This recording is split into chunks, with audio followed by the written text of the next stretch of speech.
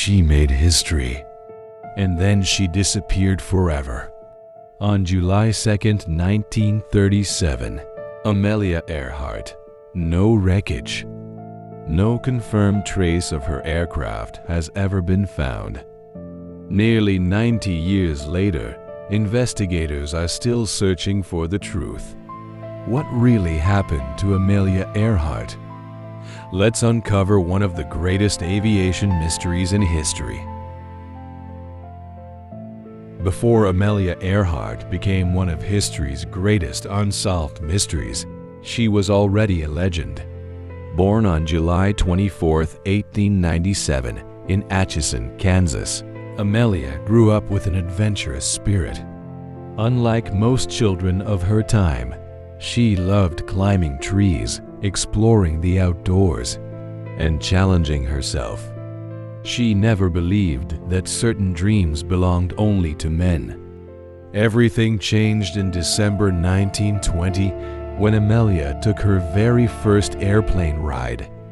The flight lasted only about 10 minutes, but it completely changed her life. As soon as the airplane left the ground, she knew exactly what she wanted to do for the rest of her life. She wanted to become a pilot. Learning to fly wasn't easy. Flying lessons were expensive, and opportunities for women were extremely limited. To pay for her training, Amelia worked several jobs and saved every dollar she could.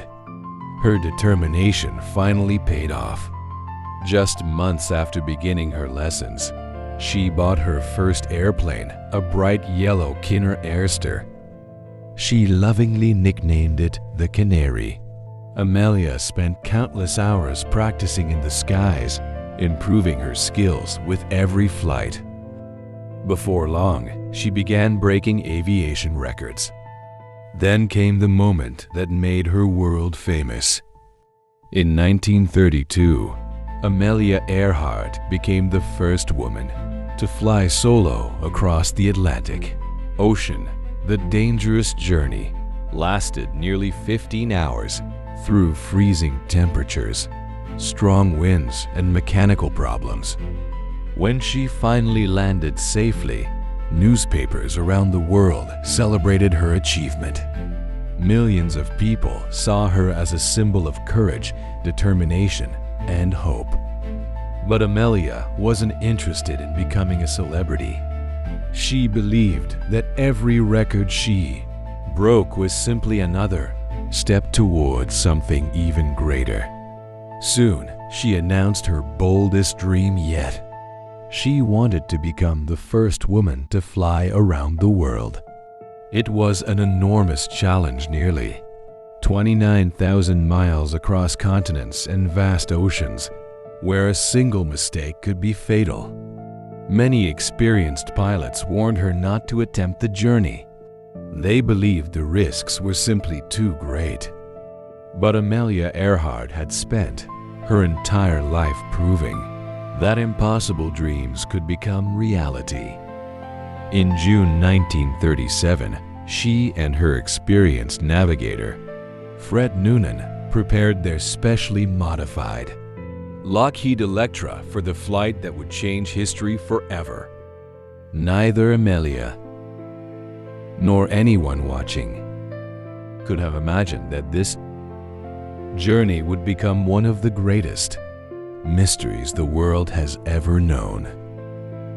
By the summer of 1937, Amelia Earhart and her navigator Fred Noonan had already flown thousands of miles across South America, Africa, India, and Southeast Asia. Against all odds, the mission was going better than anyone had expected. They had completed nearly 22,000 miles of their journey. Only one major obstacle remained: the vast Pacific Ocean. Their next destination was a tiny speck of land called Howland Island, remote island so small that finding it from the air was like trying to spot a single grain of sand in the middle of an endless ocean. Missing it by even a few miles could mean disaster. On the evening of July 1st, 1937, Amelia and Fred took off from Lae, New Guinea, beginning what would become the most famous flight in aviation history. The weather wasn't perfect. Thick clouds covered parts of the sky, and strong winds pushed the aircraft off its planned course. Hour after hour, the Lockheed Electra continued flying over nothing but open water. There were no cities, no mountains, no landmarks, only an endless blue ocean stretching to the horizon. As the hours passed, the fuel tanks slowly emptied. Then the radio messages became increasingly urgent. Amelia contacted the U.S. Coast Guard cutter Itasca, which was waiting near Howland Island, to guide her safely to the runway.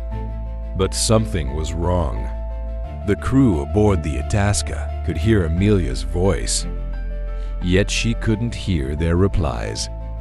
The radio communication was failing.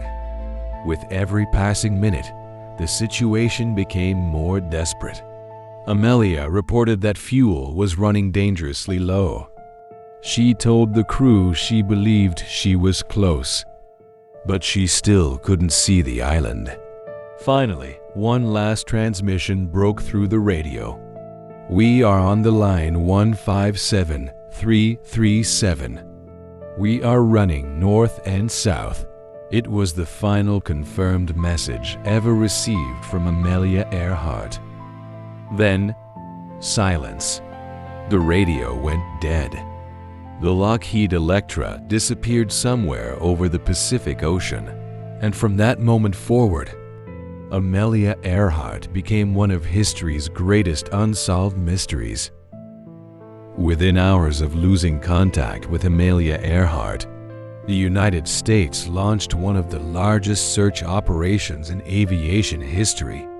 The U.S. Navy deployed aircraft carriers, battleships, patrol planes, and hundreds of sailors to search the Pacific Ocean.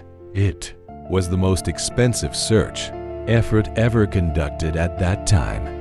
For weeks, search teams scanned more than 250,000 square miles of open ocean. They searched day and night, but they found nothing. No airplane, no life raft, no confirmed sign of Amelia Earhart or Fred Noonan.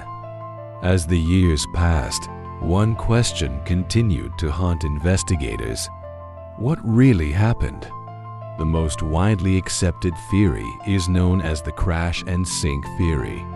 According to investigators, Amelia simply couldn't locate tiny Howland Island before her fuel ran out. The Lockheed Electra likely crashed into the Pacific Ocean and eventually sank into its deep waters. Even today, many aviation experts believe this is the most likely explanation. But not everyone agrees. Another theory suggests Amelia managed to land on Nikumaroro Island, an uninhabited coral island nearly 400 miles away. Over the years, researchers discovered old artifacts on the island, including pieces of metal, simple tools, and even human bones. Some believe they could be connected to Amelia's final days. However, no evidence has ever conclusively proven that she was there. A more controversial theory claims that Amelia accidentally landed in territory controlled by Japan and was captured during a time of growing political tension in the Pacific. While this idea has appeared in books and documentaries, historians have found no reliable evidence to confirm it. Decades have passed. Advanced sonar systems, deep-sea robots, modern satellite technology, all have been used in the search for Amelia Earhart. Yet the mystery remains unsolved.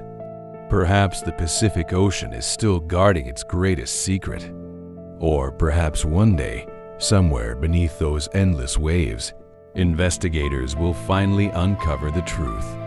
Until then, Amelia Earhart's disappearance remains one of the greatest aviation mysteries in human history. So what do you think happened? Did she crash into the Pacific Ocean?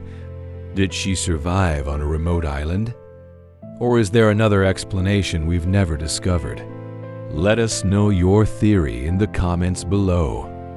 And if you enjoy true aviation mysteries and untold stories from history, don't forget to subscribe. Because sometimes, the greatest mysteries are the ones that history never solved.